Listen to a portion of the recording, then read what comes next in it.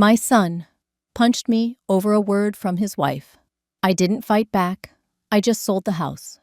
My name is Celestine Ward. I'm 71 years old. I used to believe that if I lived kindly, stayed quiet, and always put others first, no one would have the heart to hurt me. But I was wrong, and it took me many years to see that. I'm not telling this story to complain. I'm not looking for sympathy or for anyone to take my side. I just think, maybe somewhere out there's another woman sitting in her familiar kitchen, holding on to something that's no longer warm, yet still can't bring herself to let it go.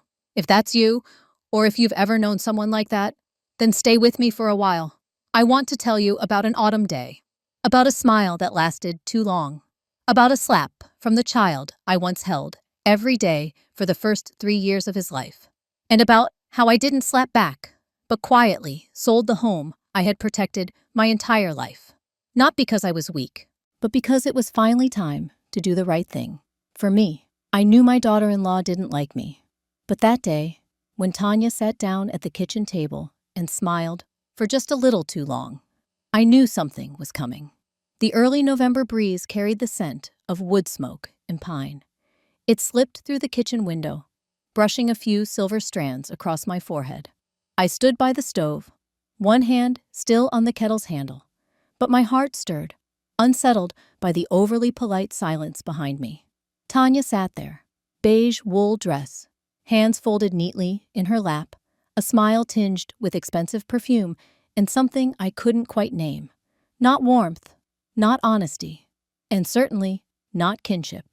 I picked up some cinnamon crisps from a new bakery near work. Would you like to try one? Her voice was sweet, drawn out like an apartment commercial.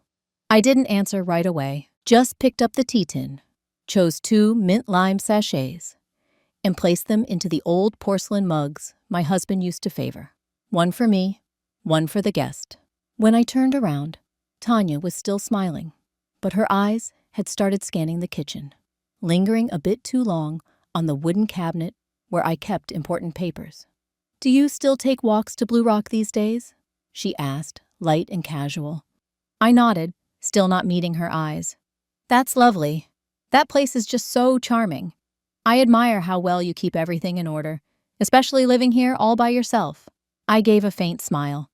Young people use words like admirable when they really mean outdated. Tanya stayed for about 10 minutes, sipped tea, complimented the clean floor, made small talk about the weather, until her voice dropped and her tone shifted. "By the way, have you ever thought about transferring the house title?" I set my mug down, slowly as I could manage. "What if you added Grant's name to the deed? Not to sell it. Just, as a precaution. In case something happens. It would make things simpler down the line."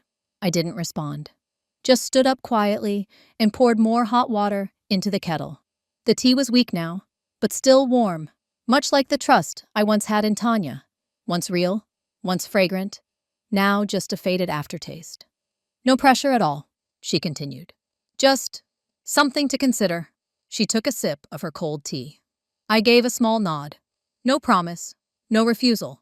Just pulled out a little notebook from the kitchen drawer and jotted a few lines the moment she left. An old habit I never broke. Writing down whatever made me uneasy, even if it was just scattered words. Tanya left not long after.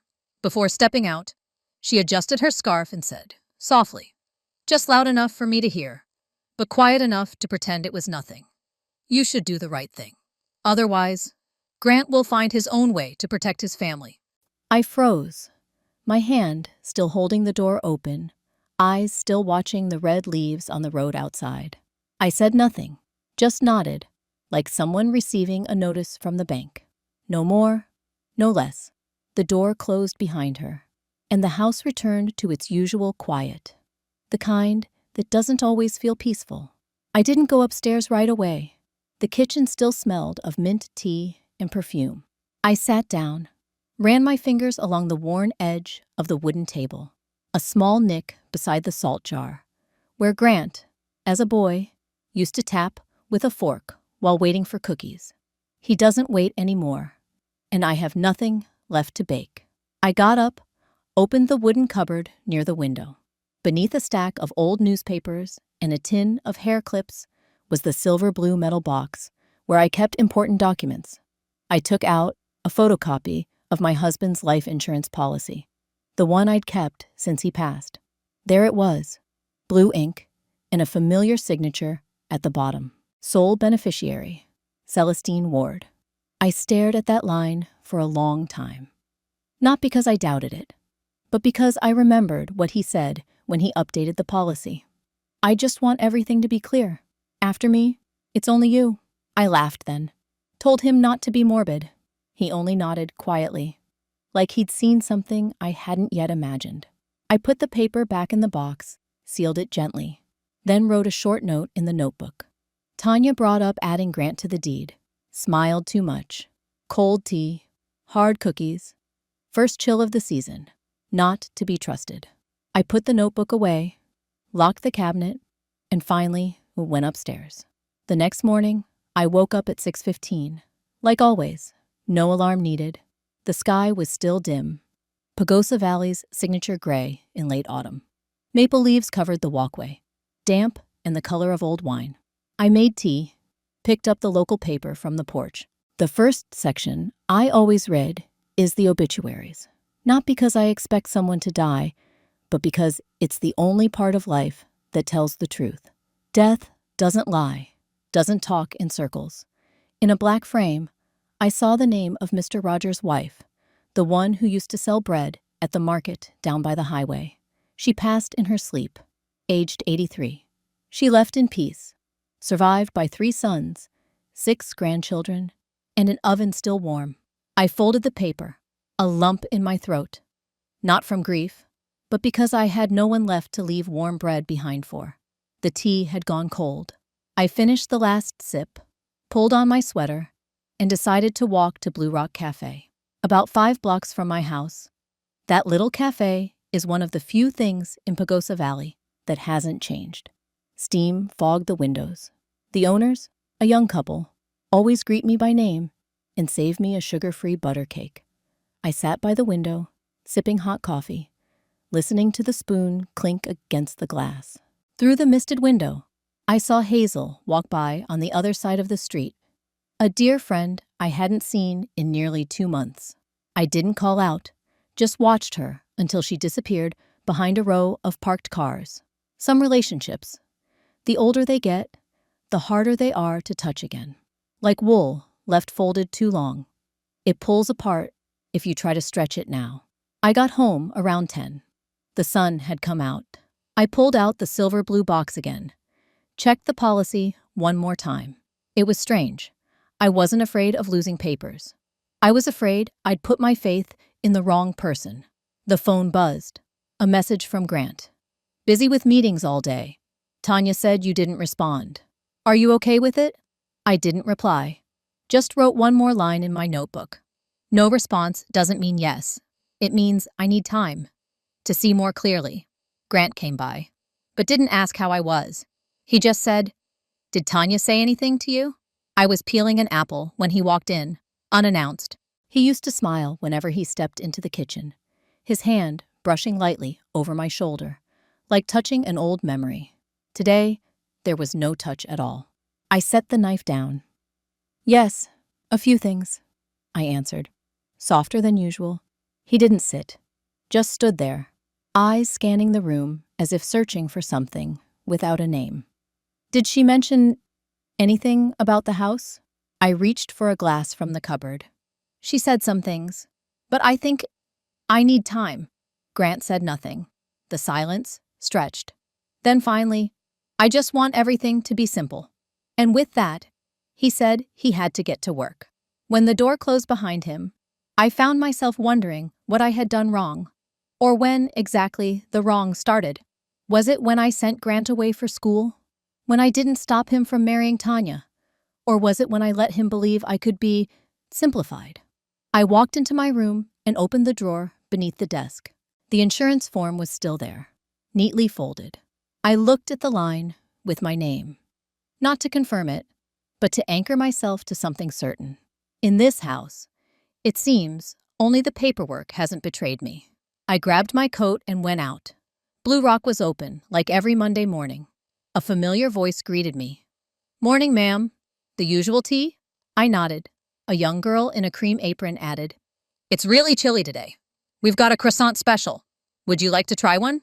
I wasn't hungry, but I said yes, because her question held something warm, something my son hadn't brought with him this morning. I chose the table by the window. Outside, the wind rattled the glass, though the snow hadn't started yet. An old man at the bar laughed loudly with someone, his voice full of tobacco and old memories. I pulled out my phone and opened my contacts. Russell Pike. His name sat among others that no longer had owners. I pressed call. He picked up after 3 rings. His voice was as slow and steady as it used to be.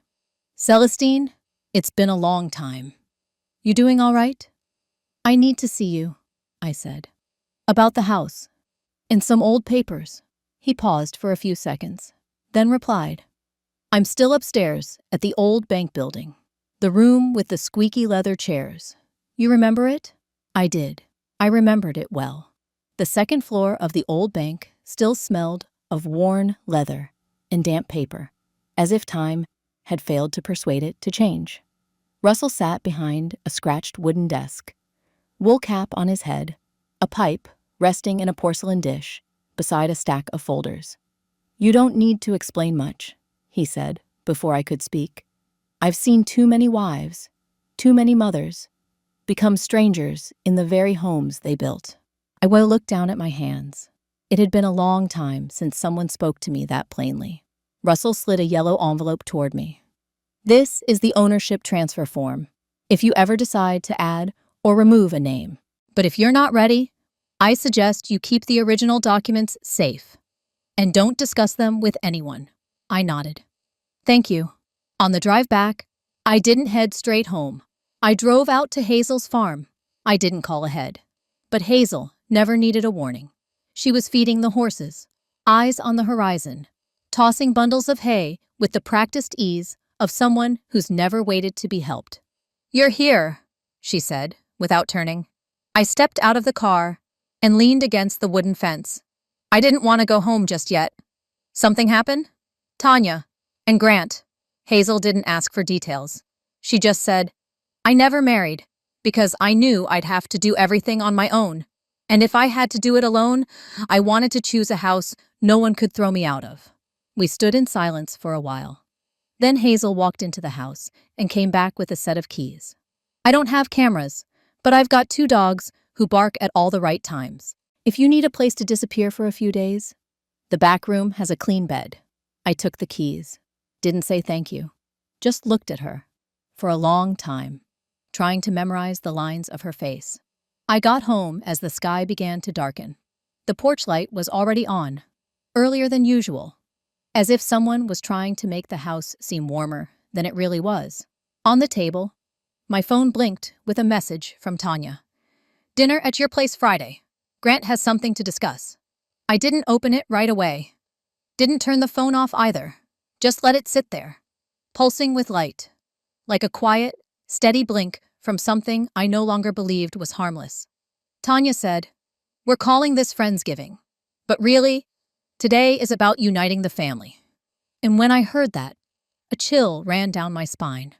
She said it while calmly pouring hot apple cider into glasses, as if her words carried no special weight. Grant didn't react. Lacey kept her head down, and I, just for a moment, felt the air in that kitchen, once filled with laughter and the smell of pumpkin pie, thicken like raw dough that would never bake through. I remembered last fall, Lacey had called me the best grandma in the world when I taught her how to make fruit tarts. This year, she didn't look at me once during dinner. Tanya kept spooning food onto her plate, asking, "No green beans, sweetheart?" And, "You're too skinny, darling," as if I'd never once cooked all her favorite dishes. The roast chicken, the cinnamon in the cider, everything tasted just right, but nothing felt like a holiday. The golden light above the table flickered at odd intervals. Forks and knives tapped softly, like marching feet echoing down an empty sidewalk. Tanya set her glass down. "You know, I think it's time we talked about the future. Everyone needs a plan. None of us are getting any younger.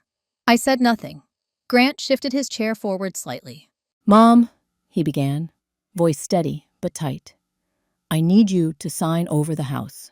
We're planning to use it as collateral to expand the office. It's an investment. For the future. For Lacey. I looked at Tanya.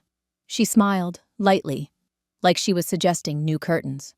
Grant, I said, just loud enough. This is my house. Your father left it to me, not to be leveraged. The air changed instantly. Lacey froze, her fork midair, eyes finally meeting mine.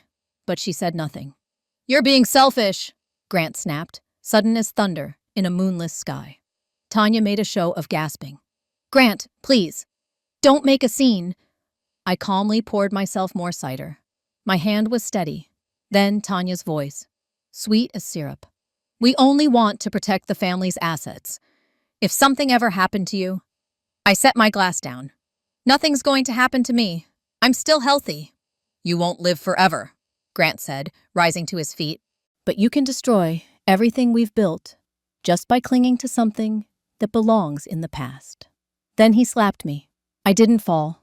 I didn't flinch. I just felt the heat spread across my cheek. Not from pain, but from the shock. Not from the slap itself, but from the hand that delivered it.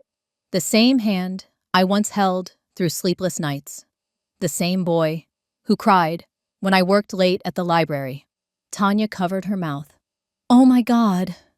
Lacey stood, pulled out her phone, then quietly set it back down. I said nothing, just stood up, walked into the kitchen, opened the freezer, and pulled out a bag of ice, wrapped it in a towel, pressed it gently to my cheek. The kitchen fell silent, as if dinner had never happened. Silent enough to hear the flickering lamp, silent enough to hear the clock ticking, one beat at a time. For a few seconds, I heard nothing else. Maybe just the burning in my cheek, maybe the sound of my own breath. Or maybe it was Lacey, frozen, her spoon suspended midair. I stood. No one helped me. No one apologized. Tanya only reached out, voice honeyed. Grant, come on. I opened the fridge, took out a clean towel, ran it under cold water, held it to my cheek, softly, just enough to keep the sting from turning into something worse. The dining room lamp flickered again behind me. Maybe a loose wire, or maybe the universe blinking at me, saying, wake up. On the other side of the wall, Tanya's voice tried to smooth it all over. No one wants to pressure you, but sometimes we have to do things for others, right, Grant? Lacey remained silent. I imagined her eyes down, staring into her plate, like always, unsure whose side to take. But I didn't blame her.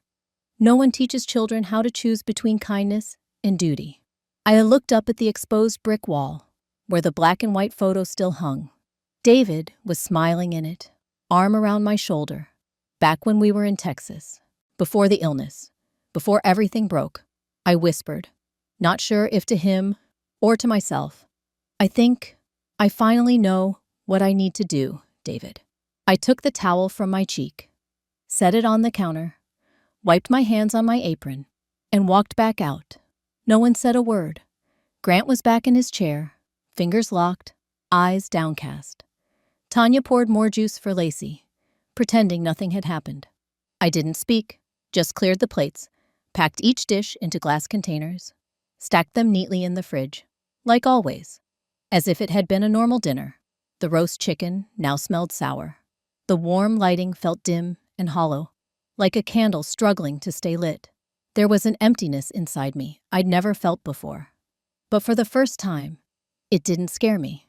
I left the dishes to soak.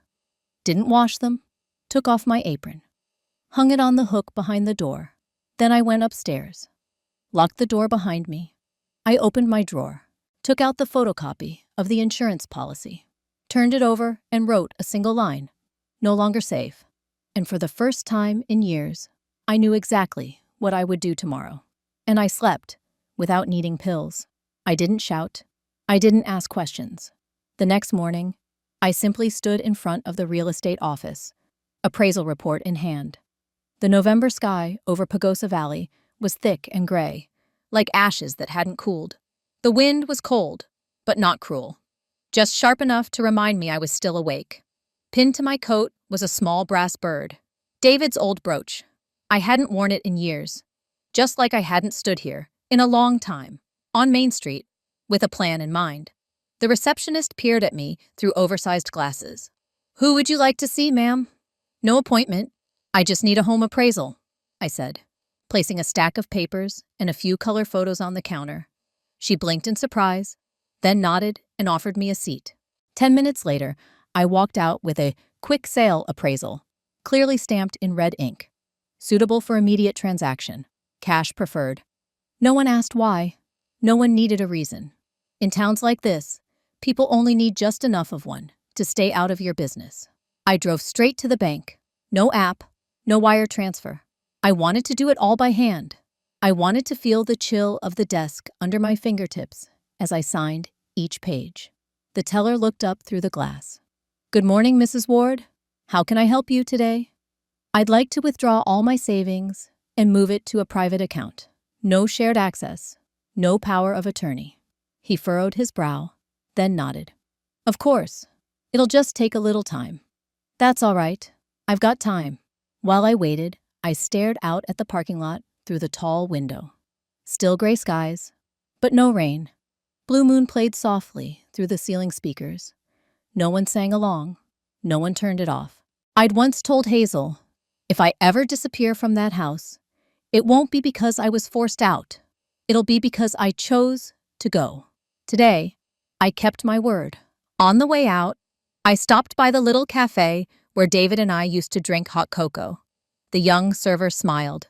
"Ma'am, the usual today?" I nodded. "And an apple tart to go, if there's any left." She wrapped it carefully, labeled the bag. "Take care, Mrs. Ward." I couldn't tell if she knew something, or if, in this town, everyone just knows, but no one says a thing. That afternoon, I rented a small moving truck. The neighbors saw me loading boxes into the back, but I just smiled and said, "Taking a break for a few weeks. Just need a change of scenery." They nodded, didn't ask more. Later that night, Hazel opened the back gate. Her 2 old dogs barked once, then quieted the moment they recognized me. She turned on the light, led me into the back living room. A clean bed, a small table, a pot of chamomile tea. It felt like she'd always known the day I'd need this place. "Doesn't it hurt?" Hazel asked as I set down the last box. I sank onto the edge of the bed, looked around. The room wasn't fancy, but it was warm. No pictures of David, no dented kitchen wall from Grant's childhood tantrum. Nothing of mine. And because of that, I felt safe. "No," I said. "I just feel grateful I left, while I could still walk out on my own." The next morning, we returned to the old house, just after dawn, frost still clinging to the windshield. Hazel drove. I sat beside her with a small bag of final belongings. We didn't speak on the short ride. The car radio played Blue Moon, again, looping like a memory that wouldn't let go. The house felt emptier than I expected. No hum from the fridge like every morning. No scent of damp wood in the hallway. I walked in without taking off my shoes, left faint muddy prints on the floor, like a quiet goodbye. I passed through each room, removing framed photos from the walls. Nothing shattered, nothing heavy, just gently undone. Grant's old room still had the hand-drawn picture he made in 3rd grade. I left it there. That room, like so many things, no longer had anything to do with me. I placed the family photos into a small box, didn't take them with me, just tucked them neatly into the china cabinet, where Tanya will likely look later, if she even bothers. I laid the keys in the center of the kitchen table, where everything had started, took a slip of paper from my coat pocket, and wrote 5 words in blue ink. "The house is sold. Don't contact. No signature. No explanation. Anyone who needed to understand would." Hazel helped carry my bag to the car. I didn't glance back at the porch, didn't look at the lamp David used to fix every winter, just climbed into the passenger seat and buckled up. We drove slowly. The town was quiet for a Saturday noon. A few elderly folks waited outside the pharmacy. Familiar faces, but no one looked at me twice. As the car turned off my street, I heard something faint behind us. Footsteps, then a voice. "Grandma, Grandma, wait." Hazel glanced in the mirror. I didn't need to look to know who it was. Lacey. She wore a thin jacket, hair messy, bare hands in the cold wind. I saw her running, small, uncertain. Maybe Tanya didn't let her leave. Maybe she snuck out. Maybe it was too late. I didn't ask Hazel to stop, didn't say a word, just watched through the mirror. Our eyes met for a second. Then she disappeared behind the curve. I closed my eyes, not out of regret, but because I wanted to remember Lacey as she was last year, when she still called me the best grandma in the world. Hazel kept asking what I planned to do next. I didn't answer right away, because for the first time, freedom smelled like dry grass and cinnamon peel. Every morning at Hazel's started with the hiss of an old gas stove and the soft shuffle of elderly dogs on the porch. I always woke before she did, brewed a pot of chamomile tea, and set 2 mugs on the scratched wooden table. Hazel wasn't one for morning talk. She'd just sit down, look out at the yard, and nod slightly when I poured the tea. "What are you planning to do next?" she asked this morning as I folded the local newspaper. I didn't answer immediately.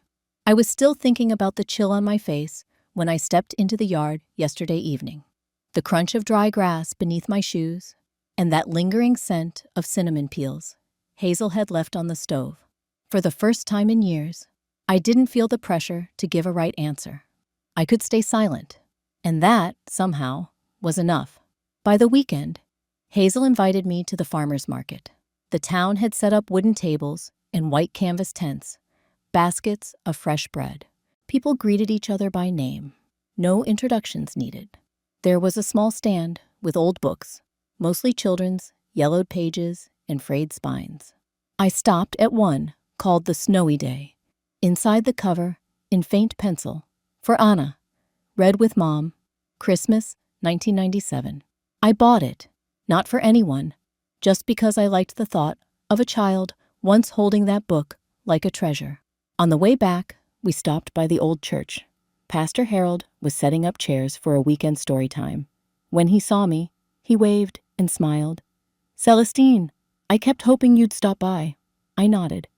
It's been a long time since I felt like I belonged in a crowd. "Maybe now's the time to begin again," he said, handing me a flyer. "We're looking for a storyteller, someone with a voice low and real enough that kids might believe every word." I didn't promise, but I took the flyer. That evening, with wind curling past the porch, I sat at Hazel's table and sketched something I never thought I'd dare. A mobile library. An old RV fitted with bookshelves. Not much, just wheels and quiet. Hazel glanced over my shoulder. "You're using the house money for this?" I nodded. "I used to live in a wooden box people called a home. Now I want to live in a wheeled box people might call hope." We laughed, soft, but real. The next day, I reached out to George, a retired high school teacher who used to volunteer at the old library, Loretta, the woman who knitted scarves for orphans, and Betty, a widow who liked doing things just right. They all said yes. We started with cleaning the RV Hazel had tracked down through a friend. Brown interior, worn seats, but the engine still hummed. George built the shelves. Loretta stitched curtains. Betty hand-painted a logo, the quiet pages. I didn't feel tired. I felt whole enough to begin again. That afternoon, we parked the RV in front of the church, the same church I hadn't dared enter just weeks ago. George carried in bins of children's books, alphabetized. Loretta adjusted the fabric tote tied behind the front seats. Betty arranged paper cups and tea bags. "Even books," she said, "deserve something warm beside them." I stepped into the driver's seat. The old cushion sank gently, shaped by whoever sat there too long before me. I placed my hand on the wheel, adjusted the mirror, and whispered, half to someone in the past, "Well, not so different from a librarian's chair, is it?" George heard. He nodded, placing a hand on my shoulder. "You never really retired, Celestine." Our first session didn't draw a crowd. Just a few toddlers, 3 or 4 years old, on a blanket and some young mothers standing back, uncertain. I chose the snowy day, the one from the market. My voice was steady, slow, no drama. I read like I was reading to myself, or maybe to a granddaughter who never quite had the time to grow in my heart. One young mother, early 20s, a baby slung in the cloth across her chest, lingered longer than the others. When I looked up, she smiled. Didn't say a word, but I understood. After the reading, I sat on the church steps and wrapped myself in the old wool scarf David once gave me. The wind came from the west, carrying the scent of cold earth and dried flowers. I had no plans for tomorrow, and for the first time, that didn't worry me. Hazel sent me a photo. Loretta tying the Quiet Pages sign to the back of the RV with twine. I saved the picture in an album on my phone titled Things I Chose. Evening fell quickly. I brewed tea and turned on the radio in Hazel's room. A nameless instrumental played, and my heart quieted. Then, my phone buzzed. A message. The name made me sit up straight. Lacey. Just one line. Grandma, can I come visit you? I don't know who else to ask. I placed my hand over the screen. Didn't answer. Just stared. While my heart beat, one cautious rhythm at a time. My son messaged me. Sorry. Just that. 2 words. No, Mom. No, I was wrong. No asking where I was, if I was okay, or if I needed anything. Just a dangling sentence, tossed out like someone trying to shed a weight. So lightly, I couldn't feel even the slightest burden. I stared at those words on the screen for a long time. My hand rested on the table. I didn't type back, didn't delete it. The message stayed. But I realized, some apologies aren't meant to be heard. They're meant to mark the place where you choose not to go back.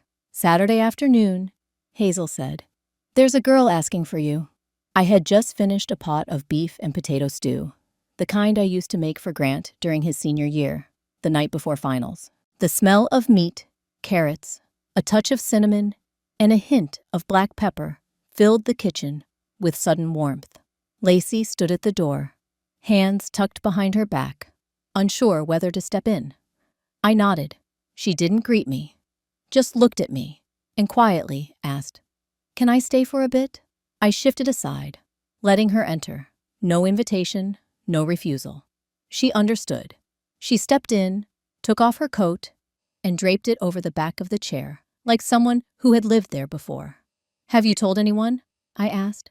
"Besides you, no one knows I'm here." I nodded. Lacey didn't look at me. Her eyes moved across Hazel's home, the bookshelf, the oil painting, and lingered on the pot of stew.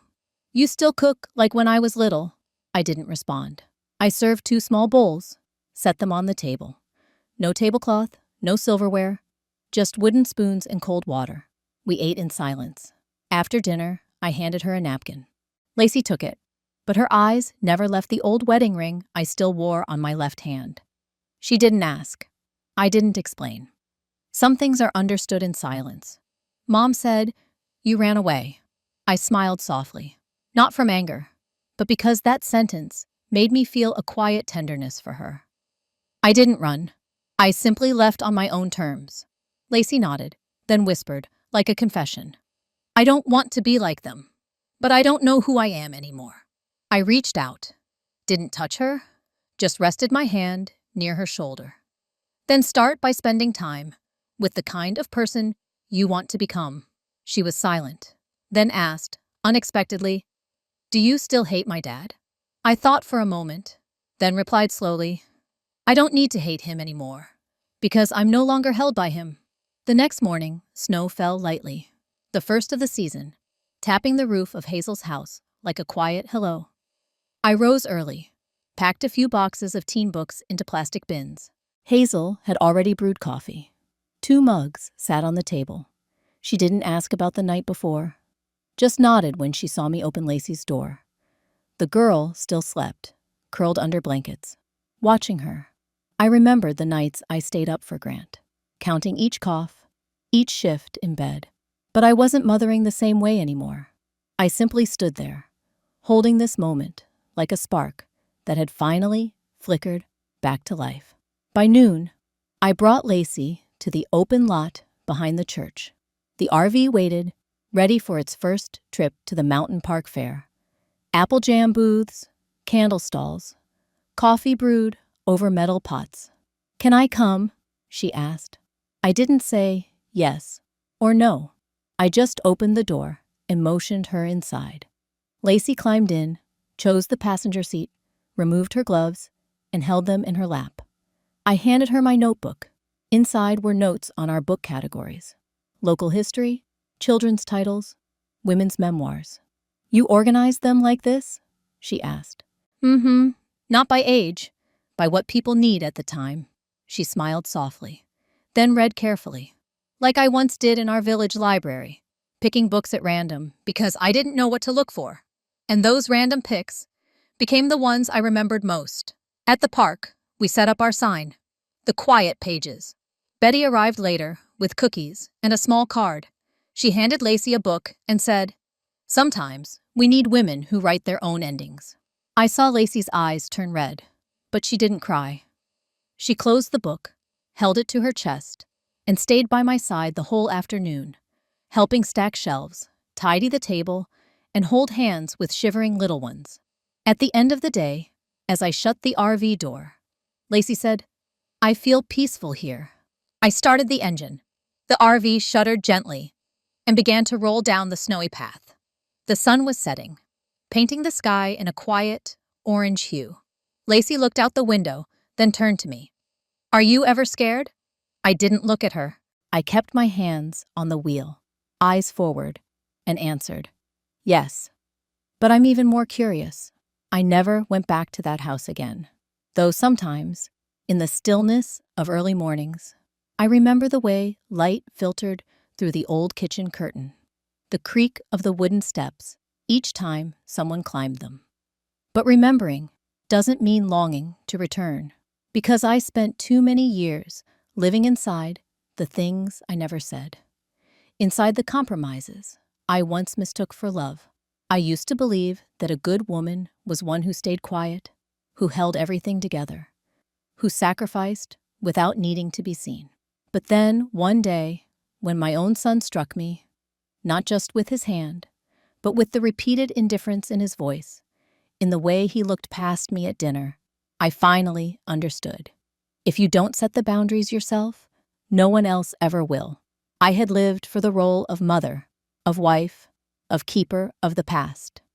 But I had never lived for myself, selling the house, leaving without an argument. That wasn't revenge. It was the first time I stood up for me, quietly, peacefully. People have called me strong, but I'm not. I'm simply tired of begging to be heard, of asking to exist without being seen as a burden. My life now is simpler. I read books with people my age. I'm starting to remember the names of the children who come for comic books. I live in a small room beside an old friend, where no one judges me, and no one asks me to stay silent for the sake of peace.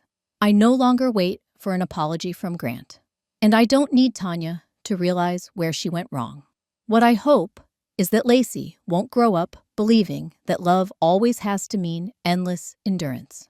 I write this final page not to blame anyone, not to preach, but to send a quiet note to those who feel they've been pushed aside. You don't need permission to live your own way. Maybe no one will understand right away, but you will understand yourself, and that is enough. If this story made you pause to think of your mother, your grandmother, or even yourself, then I'm glad, because somewhere out there, maybe another woman is quietly preparing to stand up, not to run away, but simply to step out of a place that no longer feels like home.